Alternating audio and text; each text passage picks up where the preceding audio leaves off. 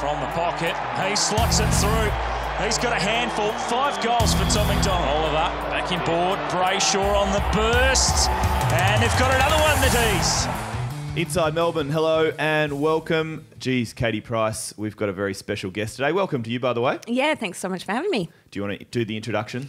Well, I know that there's been a massive queue of players just banging down the door from the media guys just to get on this podcast because Tommy McDonald came on last week, of course, and just went back, kicked a lazy 5 goals. So this man had his name down nice and early, Gus Brayshaw. Yeah, thanks for having me. Good to be on finally.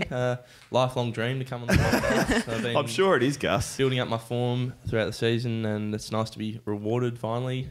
So yeah, it's the only reason I was playing footy this year was just to get a gig here. So now that I've done that, I guess I'll take the rest of the year off. Spot on, Gus. The fans have been wanting to hear from you as well. We've had lots of tweets, lots of Instagrams, lots of Facebooks, many from your family as well. We'll get to that very, very shortly. 24 touches at the weekend.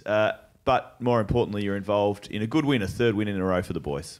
Yeah, absolutely. I feel like probably we've been building ever since we probably let ourselves down against Hawthorn. We've sort of had a look at what we've been doing and have been, I think, building from there. Probably a stiff loss against Richmond. We tried hard, but just didn't quite get there. And I get the last 3 wins. I think even in those 3 games, you've seen improvements where we've sort of played closer to a full game of football. And I think, yeah, the game against Gold Coast on the weekend was 4 quarters of really tough footy. They're a good team who like to play a contested brand, which matches up against what we do pretty well. So it was going to be a bit of a barometer game, and yeah, we were able to stick the course for longer and got away in the last quarter, which was really good to see. The last quarter particularly pleasing, the way that you were able to finish them off. Yeah, I think against St Kilda and Essendon, we've probably given away a few junk time goals late, which against the good teams will probably cost us. When we play on the big stage in tight games, you can't afford to take the foot off for a second. So it was pleasing to see that we played this one all the way through. How's the goal kicking at the weekend? 1 goal, 3? Yeah, and one that didn't make the distance. I wasn't going to bring it up, but Yeah. you did. So Well, you just did, Clint. Let's talk about it. You just did. Yeah, I don't know. It's the first one. I could have sworn the first one was going in. I was getting ready to wheel off and celebrate, and I've sort of looked back just before, and it didn't go in. I was like, oh god. So that probably set the tone for the day. I got a good one though. There was the one that I did kick was You got the hands from Clary, didn't you? It went Gawn to Jones to Oliver to me, and thank God I finished that one. You're And pretty happy with it too, by the sound of it. Thank God that if I'd have kicked 4 behinds, I don't think the team would have left me. They would have left me up there. I ended up staying anyway, but they wouldn't have let me back on the plane. How are your goal celebrations? Pretty standard. Yeah, Nothing too over the top. Yeah, I just like to. Well, it doesn't happen very often, so I'm sort of tossing up between do I go big in the few opportunities I have, or do I just chill out? And I'd chill out. I don't know. It's not about me. Hey, one more on the win over the Gold Coast. As Katie said, the foot went onto the throat, and I guess what it was pleasing from a Melbourne supporters' perspective is that 4-quarter performance, that 4-quarter effort, which is probably the only slight on the boys the last few weeks.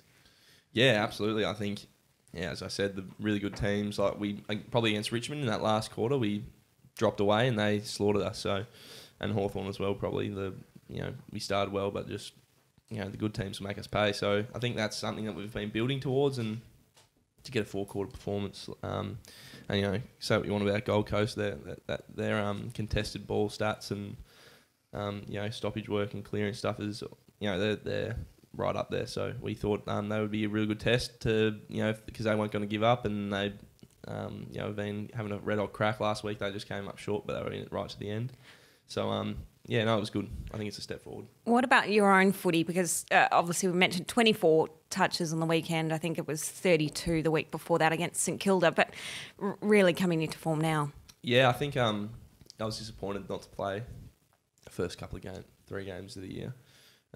But I've got I had a few things to work on, and it's probably good now that I didn't do it, because then maybe I wouldn't have worked on a few things, and now I'm playing good footy. So it's a long time ago, 5 weeks since I've played 5 games, so I've forgotten about it in a broad sense, and have now just sort of knuckled down and focused on the things that make me play really well, and doing those things really consistently and making habits out of them, and I think it's translating. It's also a very tough side to break into it at the yeah. moment as well. Yeah, and well, Jack Viney's got to come back. Yeah, so he does. What are you saying? The co-captain's he's going to struggle to get back in? No. I'm saying he's going to come back. So if you look at the side on the weekend, we've got a pretty even spread. Absolutely. Of performance. So it's going to be it's a problem Melbourne probably hasn't had for a long time. Is it selection headaches? So it's a good one to well, have. selection headaches they probably would have had, but just more trying to fill a squad as opposed to who do we leave out. How much of it for you is confidence? Because the boys mentioned last week on Inside Melbourne The that McDonald boys. Yeah, that it seems Half-wits. like you that you feel like you really belong again. And Goody mentioned that as well as the confidence being a factor. Well, I thought confidence. I felt like I was playing good footy against St Kilda in the JLT. We had a really good win, and I felt like I was running really well and felt good and played pretty well. But it's probably back to what Clint said. At the time they just picked a different team. So I think the confidence has always for me been there. In terms of I think that I can play a role for the team and. Certainly in that sense, I felt like I should have been playing because I felt like I could have helped, and that's probably the hardest thing about not playing is watching for the stands and being essentially helpless. But I think it's just the team we had 30 blokes who probably could have played round one, and then I think it just sorts itself out naturally from there. So I went back and played a couple of weeks in the AFL and was playing good footy there as well. It's a long season, so I was always confident that I'd get a go. It's just a matter of when. Caty, we'll get to the outer very, very shortly because we've got an absolute stream of questions for this bloke this week. There is a theme, though. A lot of questions about the helmet. Yep. Someone wants to see a red and blue version, a la the red and blue Jaden Hunt headband. Yeah. Are we a chance of seeing that? Yeah, theoretically, I don't know how Hunty's gone about getting his headband. I think he had to get a veto from the AFL. Yeah, did he? He went straight to the top. Gil. What do you reckon? Clarko, straight on the phone. You guys are big dogs. Can you get me in contact? Katie can probably pull a few more strings than I can. Yeah, well, get onto that, Katie, for next week. But, sure. I guess I could. I don't know if they make it just in green. It's obviously that little green outline. Do you want me to go entirely red and blue? Just get the craft kit out, I reckon. Yeah, just paint away? Yeah. Okay. Well, there's options. We could go the entire thing red and blue, which would be interesting. It would be, but no doubt Mum's pleased that you've donned the headwear. Yeah, she is absolutely. Deb. Deb. Yeah, she's had a rough time of it, but it's all looking up now. So she's going all right. But yeah, it's not even about as much for her as it is if it's an extra 1% that I can get out of it, then I'll take it because I don't want to. I haven't been thinking about it. It's not really an issue for me anymore when I go out there because I've had a few big knocks since I've come back, and which is great. Yeah. Well, it is because I think it just goes to show that I'm 100% fine, and I feel 100% fine. But if I got another knock and wasn't wearing the helmet and something bad happened, then I'd probably wonder what if I had been wearing it, and I don't think there's much point in that. If I can just wear it, it's not a whole lot of an issue. Over pre-season, it was pretty hot, and I've got a big head, Clint, if you hadn't noticed. Another self-admission. I like that I don't have to bring it up. Well, I can see you crossing all these things off your list of things to big bag me head, on. gone. Big head, what else was I forgotten? But so pre-season was hot, but I don't notice it. It's comfortable, and I've cut these little ear holes out so I can hear fine, and See the craft kit.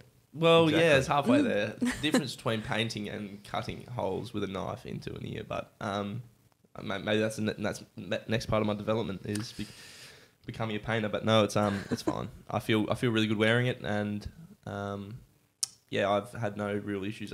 As I said, I've had a few solid knocks, and I feel fine, which is great. And Mum, you mentioned, was pretty concerned for a while there. Is it true she had hypnotherapy sessions? Yeah, it is. My gorgeous mother, Deborah, who I would never Isn't say she a a bad word legend? about. Yeah, she's an absolute champion. Big points. Huge points. And she'd be listening. An avid listener. Avid listener, Deborah.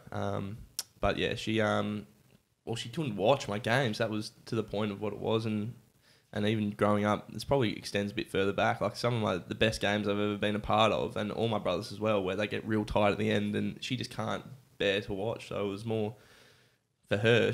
With now Hamish and Andrew both being drafted, and I guess Will, my older brother, going off to the Afghanistan later in the year. She's had these issues with her anxiety. It's not bad. She just couldn't watch. I remember one game. It was down to a point in the game in the national championships in under-16s, and I've come out and we won, and I played pretty well. And I was like, Mum, what do you think of the last 10 minutes? I didn't watch the last half of your game because I just couldn't bear to watch it. So it's probably got a bit worse with the concussions and stuff. That she obviously no one wants to see their son get hurt. But she's gone and seen the hypnotherapist, and she's watching games of footy. I don't know if it's the entire reason, but it seems like it's a big one. She's chilled out and is watching her games and floats along, so it's good. Was she up on the Gold Coast on the weekend? Yeah, she was. So she made the right choice. Yes. Wouldn't want to watch that Freo game. I'd just grab a beer, and that'd settle my nerves, I reckon. A beer or a wine. Forget the hypnotherapy, you reckon? Exactly. Would be cheaper. It would be. Hey, I want to ask you about Clary, about Clayton Oliver, Sure. and what happened post-match. Tell us about the drug testers and how that all came to be. Well, ASADA can theoretically test you whenever. So that's the thing that you sort of forget because it rarely happens. But after the game, I got a little tap on the shoulder from whose name I can't remember, but he said, and I thought he was some volunteer from the Queensland and we just won, and so we're walking off the race, and he's like, and I'm like, oh yeah, how good's this? And he's like, yeah, it's great. I'm actually testing you for ASADA, so come with me. And I was like, oh, put a bit of a bummer on it, but you lose kilos. Some blokes lose kilos of sweat during the game, and it makes it hard to urinate after. Really short after the game, and our flight was a tight turnaround, real tight turnaround, and I was staying up. My brother lives in Brisbane, and Mum and Dad had came up to watch, so I was not pressed for time. But Clayton Oliver was, and he couldn't. And there's just he can't go sometimes, and he couldn't go, and it was one of those ones where it was sort of like, well, I'm gonna miss my flight. They were like, bad luck. And that was the way it sort of went. He stayed another night, and his parents stayed up as well, thankfully. So he had somewhere to stay. But Clary's not the happiest of times when things like that happen, where he gets a little thing that pops up in his path. So he not very happy. But I mean, who would be if you got delayed like that? And it was comical. The bus was waiting. He was just like, I can't, and they wouldn't let him go. I mean, it's ASADA. It's not like you can mess around with ASADA. So they just sort of said, all right, see you, Clary, and off they went. It's a pretty full-on experience from what I'm told. I mean, I'm no athlete, but I've certainly heard from athletes about how it all happens. F45? Every now and then, Gus. Thanks very much. Can you? Every time he does, it's posted on Instagram too. It doesn't happen unless it's posted on Instagram. Yeah, well, you're looking that good. Why wouldn't you post? Anyway, moving right along. Hey, we're back here at the MCG this weekend against the Blue Baggers, who they got a win on the board. So watch out, the Blues. How do you tackle this week's match? Geez, it'd be nice to get 4 on the trot. Yeah, I think the thing that probably comes down to why we've been so inconsistent is, just making sure that I think we know how we play well, what we've got to do to play well, rather. And the trick is making really strong habits out of it all, so that when you're not thinking about it, you're just doing these things subconsciously, and that's when you play 4-quarter performances like the one we pumped out last week. So the key for us is not changing a whole lot, and Carlton are obviously they won last week, but we can't change anything about what we've done, and got to prepare the same. And that's what really good sides do, is week in, week out they just make habits of winning. So that's what we're going to be aiming to do, and that's good to be back at the G. So it should be a good game. So Jack Viney, of course, coming back this week. How much of a boost will that be for the boys? It'll be awesome. I think everyone's sort of watched him rehab. I forget how long it's been. Too long. Way too long. I mean, last year they rushed him back a bit quick, was it? And then I think at the weekend it was something like 8 months. Yeah. Well, which is a bloody long time Absolutely. for anyone. Yeah. Let alone Jack Viney, who 100%. wants to get out there and scratch the door down. Yeah. So, I mean, and everyone's seen the process he's been through, and I think it's the same with everyone who goes through long-term rehab. You sort of get to the end of this process and everyone's watched you through the ups and downs, and I think everyone's just stoked, and he played on the weekend and got through really well, so everyone's really happy for him, and he's a super player, which I think gets lost in it all, that he really adds a lot to our team, and obviously he's a co-captain, and yeah, as I think we mentioned before, it's going to be a tough selection headache because there's blokes even in the VFL who, you know, Billy Stretch and Tom Bug and other blokes who are performing really well, and I think it's a really good place as a club to be in if you need those sort of guys playing well in the VFL, and I think Vines is going to be fast-tracked pretty quickly back in the AFL, which is where he belongs. You reckon? Yeah, I think yeah, he'll be right. Watch him play. I think he's going to have 40 touches and rip someone's head off. Like it. Can't wait. More with Angus Brayshaw here on Inside Melbourne. We're going to go into the outer, footy, family, and maybe a question or two about food too here on the podcast. That's still to come. Thanks to our co-major partner and podcast sponsor, Zurich. For over 100 years, they've been ensuring the people and things you truly love. And just like you, they truly love footy and truly love Melbourne. Angus Brayshaw, our special guest on Inside Melbourne, with thanks to Zurich. And our partners, Zurich, have a question of the week, and it is, what do you truly love, Angus Brayshaw? Well, we've mentioned my mother. Yes. So I'll skip over that one in case you missed the first reference that I gave her. So probably the one that would come a close second is chocolate, which my dietitian probably won't like me saying, but I'm a sweet tooth and I got some chocolate issues. I know this. Yeah. I know this because we were at a charity auction once. Oh, yeah. And Gus paid overs for a rather large block 4.5 kilos? of... How much? 4.5 kilos. 4.5 kilos of Toblerone.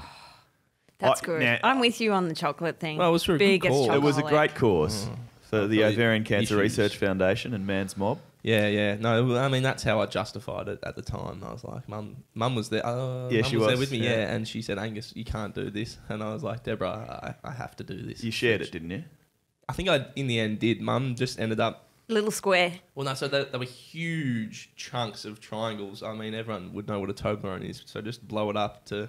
Each chunk was like half a kilo. And so she would just hack a block off and glad wrap it up and ship it off to anyone but me, because I probably would have eaten them all, given the opportunity. I was going to say, how long does it take to get through 4.5 kilos of chocolate? I would it wouldn't sleep with actually this. take me that long. Nah, it was dangerously quick, the progress I was making. And I think it was for the best that Mum sent some away, but it was all for a good cause. It was, very much so. All right, let's get to some questions from the outer. We've got one from Jeff here, I like Jeff. his handle, DSupporter55. Would you like to tell us about that hole-in-one again? Well, it's funny you mentioned that, What have do we you got on? got? because this cap here, I mean, podcasts are not a visual medium, so you Well, we may have a little video here, asset. You can video that, and if you zoom in or not, you can just see that's the Royal Melbourne emblem, which is where I play my golf. And not for very long, mind you. My old man's played for 50 years and has never got a hole in one. So Right.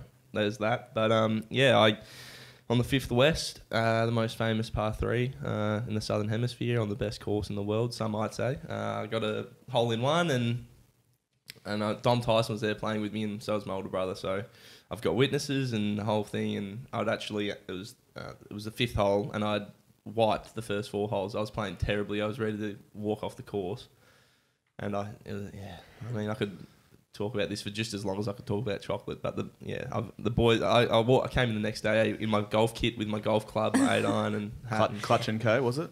Yeah, Clutch and Co polo. So wow. I think one of your teammates on your Instagram post pointed out the fact that when you hit a hole-in-one, you meant to shout the bar. Yeah. Did this happen? Well, so we had training the next day, and we sort of walked up to the bar, and we're like, oh, it's going to be a tough one to get through when I rock up hammered tomorrow morning. It's a goodie. So I think I've parked this bottle. It's a bottle of scotch or whiskey or something like that. Yeah, I'm not sure. it's something. I'm not a golfer. I'm the worst. So I probably owe that. But I don't know. Goody probably would have I mean, he plays golf from time to time, so maybe he would have let it go through to the keeper, but no, it wasn't a risk I was willing to take. I wasn't playing at the time, so I just wanted to get back to playing good footy. So you're saying there with Dom Tyson, did you go back and tell Oscar McDonald how good the shot was? I told anyone who would listen, and even you those still who are. wouldn't. Yeah, I mean, you guys didn't even ask, and the hat sort of came up, but yeah, as the happiest, probably the singular most happy instant, because it's such a quick spike, and I probably because of how flat I was feeling before, it makes it seem so much more enjoyable, because I was seriously, golf's a game of two sides, and when the good's going good, it feels great, but I was so far in the wrong end at the start of that game, I was ready to quit. So it was a great story, and I've going to go back there this Friday for the first time, so we'll see how we go. Watch out. See how we go. Hey, I want to ask you about family, because the Brayshaws spread themselves far and wide. We've also already heard about your bro Will, who will be heading off to Afghanistan shortly. We've also got Andrew at Freo. Yes. Hamish at the West Coast Eagles. Of course, your dad has an affinity with North Melbourne. North Melbourne. Where did your heart lie growing up as a kid? Yeah, so Dad played for North, but also worked for Fremantle, Port Adelaide, and Richmond at various stages. And because Will's a Tigers man. Yeah, so each one of my brothers went for a different one of the teams that he worked for, and I was born in Perth. Shout out to all the Perth people listening. Go the West Aussies. Personalities. Yeah. So Katie's. I've walked in and Katie said, "I'm the biggest personality." She did actually on the East Coast at the moment. And you Gus are a celebrity. Yeah. Self-admission. I see, these are the terms. I'm not in the podcast game as deep as what you guys are. I'm scratching the surface, so this is all new to me. But so personality, championed by Katie. So Hamish and Andrew will just about be personalities now. I forget what we're even talking about. One of your granddad was actually a personality. Ian Sticks Brayshaw at Channel 10, of course, a sports reader back in the day, and cricketer. Very good cricketer. Took 10 wickets in 10 for Sheffield 44. Shield. And my number is 10, and my dad's number for North Melbourne was 44. There you go. So 10 for 44. It was a strange thing how these numbers all play out. But yeah, he was ashamed, pretty flat that none of us really went into cricket as much. But after we all sort of got drafted, and Will's obviously doing what he's doing, I think he can't complain. Sorry, Grandpa was a sports presenter, was he? Yeah, with Channel 10 before Tim Gossage. So personality. Watch this space. Well, I mean, he's a big dog. I better watch out, actually. No, he's a good fella. I don't think he'll be listening. He lives in Albany, real deep south of Perth, so I don't think they even have radio down there, do they? Nah. We're a bit backward back there. So what's it like to have a couple of brothers kicking the pigskin around in the AFL with you? Good, but I imagine it'll be great after we beat them. That's the feeling that I get, because I'm super proud that they've obviously been drafted, and a bit flat that Andrew went higher than me. So, I mean, this is getting personal, but I feel like I need a vent, because Andrew went higher in the draft than me, and Hamish got a higher ATAR than me. And I thought that was safe. I got a 95 point something, and he rocked up with a 97 and shattered all my dreams. And so they've each got something over me now. I've got to, what am I going to be good at? I mean, the hole-in-one's great, but that's a fluke. As you made the point in the day after the draft, on 9 News, the fact that they've still got a lot of catching up to do, Gus. Well, they do. Andrew's played every single game though, so it's hopefully I never miss another game forever, and I can have that one over him. But no, as I said, I'm super proud. I sort of saw how hard they worked, and Hamish in particular, because he missed out on his draft through a foot surgery that he had. So they're seeing them both get drafted, and we've got, as I said, mum and dad are from there, so we've got family, friends, and so they're all good. And just one more on Will, if I can. Sure. You must admire everything that he has done and what he continues to do as a great representative of your family, but also what he's doing for the country too. Yeah, it's probably a lot of the spotlight gets shone onto the footy side of things, because that's just the way everyone's always talking about footy, and it's always on and it's always at the front of mind. But the stuff that Will's doing, he should be getting all the attention as far as I'm concerned. And you had a chat to him at the Anzac Day Eve game, and you would have got to meet him a little bit. He's a really good fella, and we all love him. We're all real tight as brothers, and to see the stuff he's doing is it sort of makes me a little bit embarrassed that people would rather talk to me on this amazing podcast as opposed to the stuff he's doing. Just makes what I'm doing look like I pale in comparison. So he's gone away later in the year. The exact date's not specific, but couldn't be prouder of him, and he's doing what he loves. So it's it's worked out really well. Yeah, that's pretty awesome to see. Just on the other boys, just one more question from the outer, from Anthony. Any chance of luring your brothers over to the D's? Well, I've been trying. Don't worry about that. Andrew signed for 2 more years already. They're a year in, so it's going to be tough. Yeah, well, I've been not to say that I long-term game. Long-term. Fair enough. It's an investment, a long-term investment. So I've been trying, but they're, as you would know, personalities nearly now. So, Katie, not sure they want to leave anytime soon. But yeah, we've got mum and dad's family still live over there, and mum and dad went to school there, so we've got heaps of family friends. I think they're really comfortable and have settled in really well. So it might be hard to wrestle them away. Michael, the Demon's Head, is his handle. He asks, who wears the helmet better, you or Caleb Daniels? Caleb Daniel lost his or broke his a couple of weeks ago. So I remember watching the game, and there was this Caleb Daniel. He's hard to miss, and there was no helmet on. So I remember thinking that's probably one up for me, isn't it? If he's going games without wearing it. Surely. So sorry, Caleb. Big tick. If you're listening. One more. Do you have a name for the helmet from Zoe? I don't. Which maybe I could. That's something that... Maybe we could take some suggestions from the outer on this. Sure. Hashtag Inside Melbourne. Absolutely. Hey, by the way, Robbie asks your preference, Nathan Burke or Sean Hart? Nathan Burke. That's only because he and I caught up a fair bit when I was going through a few of those issues, and he talked me into wearing the helmet probably, and so I've probably got to give it to him. I like this one, Clint. Jake Lee, 23. At the end of your career, what do you want to be known for besides playing in a Demons premiership? Yeah, besides playing in multiple Demons premierships. It's a good question. Outside of that, maybe just having beaten my brothers would be nice. Because, as I mentioned before, they've got the wood on me at the moment, so it'd be nice just to have something. It's a pretty competitive family. Multiple Demons premierships would probably do it, I reckon. That'd be a good start. Games played as well would be good. We'll just see. I'd like to have something over them. Well, in doing so, can we get you to sign a long-term contract sometime soon?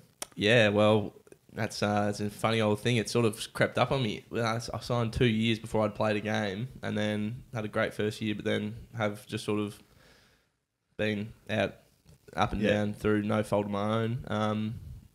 Call the size of my head a fault of my own, then maybe. But it's interesting. It's sort of popped up now, but it's for me at the moment, I've just sort of got back to playing footy. This is the first time I've strung 5 games together since. It's probably not good that I can't remember, but it's been probably too long. So for me, I love Melbourne Football Club, and I would never think about leaving. So as long as they want me, I'm happy to stay, and the contract stuff will happen. It'll run its course as it always does, and I'm not really concerned about it at the moment, and it's not really entering into my frame of mind. It's all about playing footy at the moment. No, that's pretty great to hear, Clint. It's a good answer. I like it. I was hoping you like that one. Yeah. Yeah. It was very, very. What were you worried that I would say something? Well, I don't else, know. No, I wasn't. No, I just thought that it was a good answer. Yeah. Well done. Thanks, mate.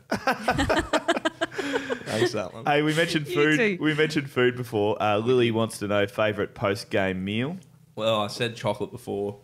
That's not a meal. Well, It can be. It really now can we're talking. be. We're talking now. Now we're getting to the good stuff. You've been for a few meals at friend of ours, the Herbert family as well. Yeah, they good put on a roast. good spread. Well, if we're talking, let's exclude chocolate because we could talk about it all day. I like good roast. Anything warm, pizza's good. Mm-hmm. Burgers. I mean, it's not great stuff that my dietitian wouldn't like hearing, but that's the one time you can really have a little cheat meal is after a game. So something sweet. One of the boys has got a question, I think. Yes.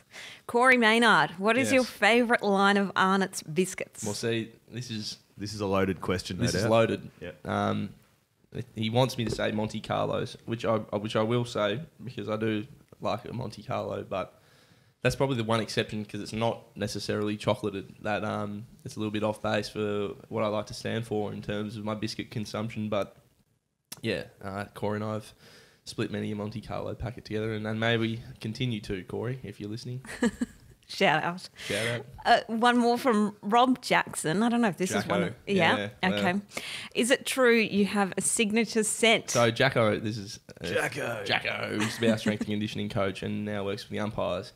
And it's probably through my rehab time, spent a bit of time working together, and he'd always make these jokes when I was coming back that he could smell the footy coming off me. I was ready to go when he could say, I can smell it in the air. You're ready to go. So that's another loaded question. A lot of these are. So, but yeah, Jacko, wherever you are, you could probably smell it from the Umpires Association at the moment. I'm feeling pretty good. So.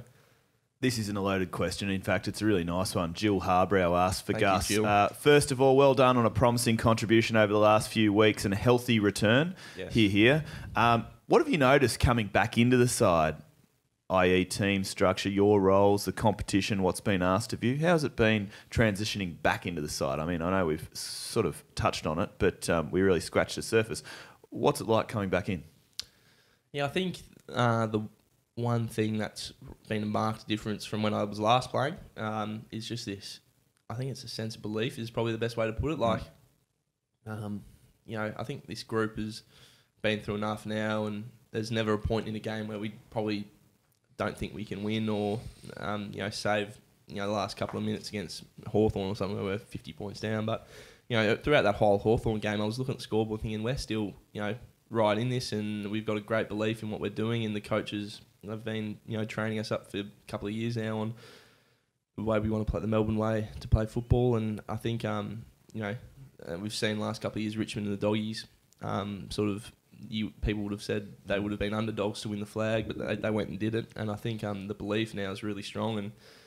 And whereas in years gone by, a couple of goals get kicked against us, we might get a bit insular. I just think that we're feeling really good about where we're at, and that's through all the hard work we've done. So I think we're at a good spot where we know what we've got to do to win, and more often than not, we're going out and doing it. It's a good place to be. Good stuff, Angus Brayshaw. It's been an absolute pleasure to have you on Inside. The pleasure's literally been all mine. Inside Melbourne.